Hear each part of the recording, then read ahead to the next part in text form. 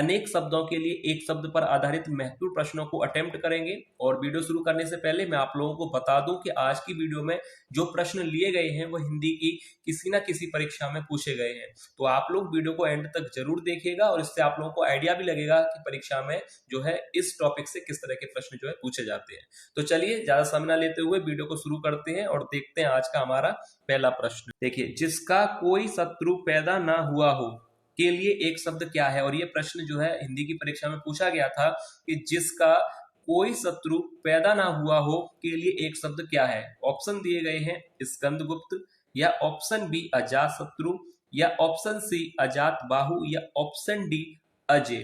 तो देखिए, जिसका कोई शत्रु पैदा ना हुआ हो के लिए एक शब्द क्या होगा। तो इन चारों में से जो राइट आंसर है वो है ऑप्शन बी। याद रखिएगा, अजात शत्रु। जिसका कोई शत्रु पैदा ना हुआ हो या जिसका कोई शत्रु ना हो उसके लिए एक शब्द कहा जाता है अजात शत्रु। याद रखिएगा, ऑप्शन बी यहाँ पर राइट आंसर होगा। और ये प्रश्न जो है हिंदी की परीक्षा में आया था, तो याद कर लीजिए, जिसका कोई शत्रु पैदा ना हुआ हो उसको कहा जाता है अजात शत्रु। अब इसके बाद अगला प्रश्न देखिए पूछा गया था परीक्षा में। देखिए, अगला प्रश्न आया था कि धन को व्यर्थ ही खर्च करने वाला के लिए एक शब्द क्या होगा। कि धन को व्यर्थ ही खर्च करने वाला के लिए एक शब्द क्या है। ऑप्शन दिए गए हैं व्यय, या ऑप्शन बी धनिक, सी मितव्ययी, या ऑप्शन डी अपव्ययी। तो देखिए, धन को व्यर्थ ही खर्च करने वाले को क्या कहा जाता है, इसके लिए एक शब्द क्या है।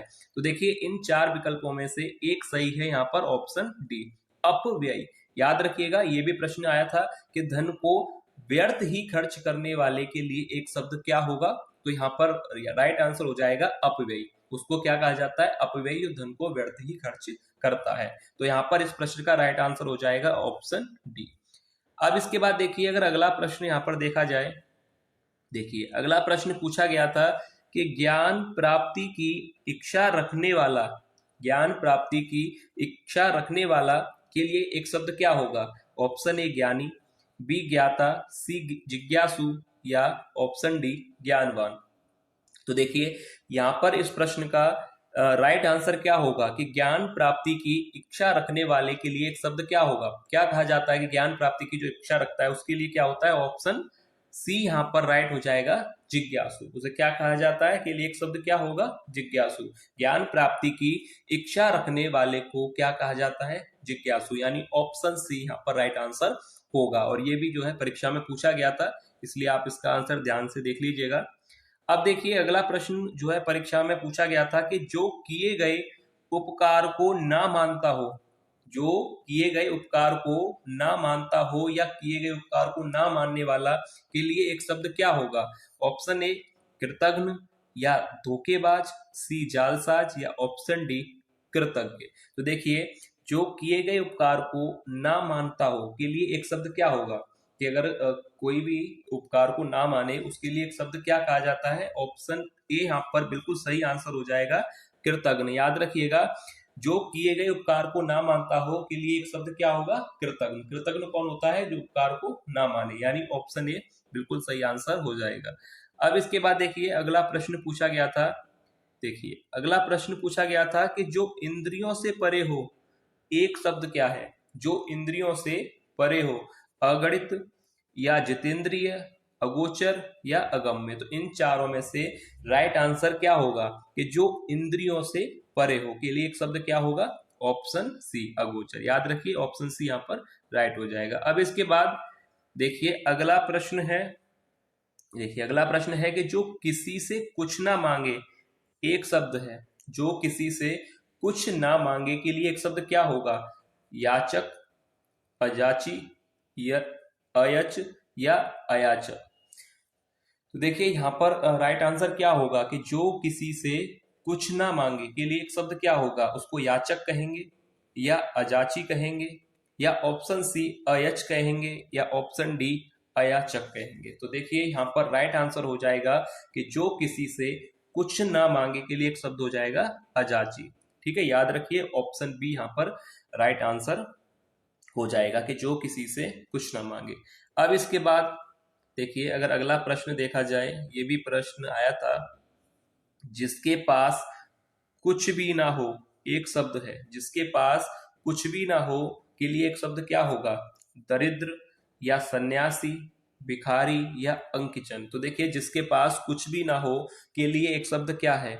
दरिद्र कहेंगे या सन्यासी, भिखारी या अंकिचन। तो देखिए, इस प्रश्न का जो राइट आंसर है ऑप्शन डी अंकिचन, क्योंकि अंकिचन किसको कहा जाता है कि जिसके पास कुछ ना हो या जो जो है निर्धन हो। तो यहाँ पर ऑप्शन डी बिल्कुल सही आंसर हो जाएगा, अंकिचन। जिसके पास कुछ भी ना हो उसे कहा जाता है अंकिचन।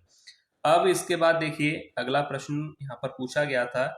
देखिए, अगला प्रश्न है कि सुख तथा दुख में समान रहने वाला, सुख तथा दुख में समान रहने वाला समदर्शी कहलाता है या निर्लिप्त या निर्मित या मनस्वी। तो देखिए, सुख तथा दुख में समान रहने वाला क्या कहलाता है? तो इस प्रश्न का आंसर आप लोग बताइएगा कमेंट करके कि सुख तथा दुख में समान रहने वाले के लिए एक शब्द क्या होगा, यानी उसे समदर्शी कहा जाएगा या निर्लिप्त कहा जाएगा, निर्मित कहा जाएगा या मनस्वी। तो इस प्रश्न का आंसर आप लोग बताइएगा। ये प्रश्न आप लोगों के लिए है कि समदर्शी होगा या निर्लिप्त या निर्मित या मनस्वी। तो इसका आंसर आप लोग कमेंट करके जरूर बताइएगा। अब इसके बाद देखिए, अगला प्रश्न यहाँ पर आपसे पूछा गया है, हिमालय पर निवास करने वाला के लिए एक शब्द क्या होगा?